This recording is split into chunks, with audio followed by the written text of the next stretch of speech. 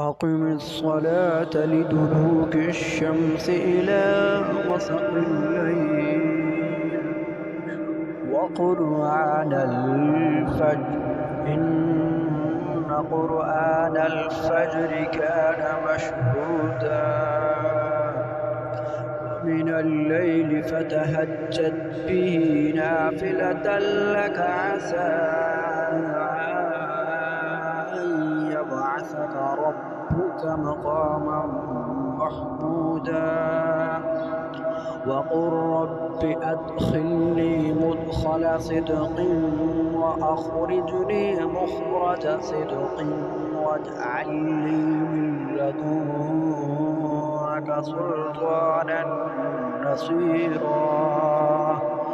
فقل جاء